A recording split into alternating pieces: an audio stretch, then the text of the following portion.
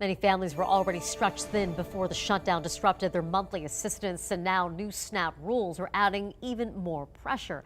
Tonight, thousands across Nevada are trying to understand what these changes mean for their food benefits. News 3's James King joins us live, breaking down what is shifting and how it's impacting people in real time.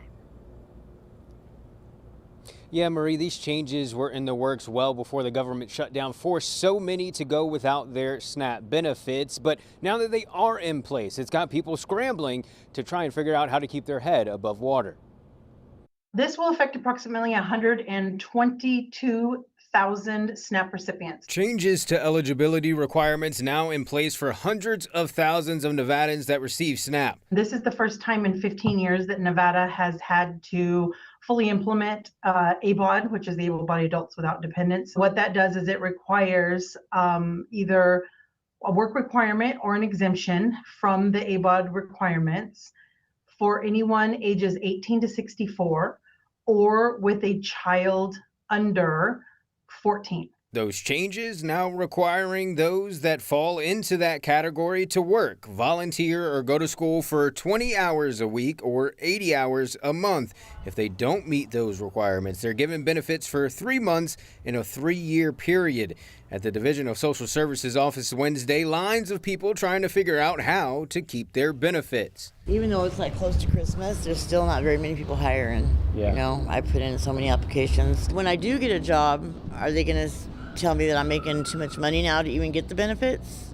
So I don't know, I'm confused. Trina Jensen says normally her card is loaded on the first Wednesday of the month, but after receiving a letter in the mail last week saying that she may be impacted, those funds didn't show up. And I don't know why, because I've already put my recertification application in and everything on time, and they still weren't on there. So I have to see the worker today. Another woman we spoke to brought her sister to the DSS office on Wednesday evening to get her applied for SNAP benefits.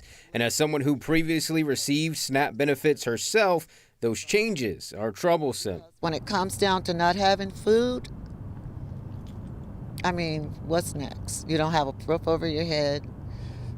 You got kids to feed.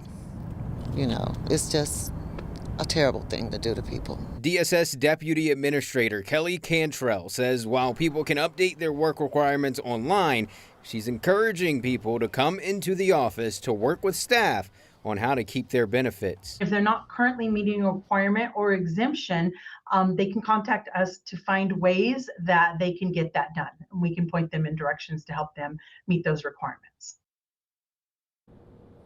Yeah, and DSS says that they have staff on hand in their office for those that are struggling to gain employment, and they can get you connected with community partners to try and meet those requirements. Reporting in Las Vegas, James King for News 3. Grateful there are people there who can help those in need during such an uncertain time. James, thank you for that.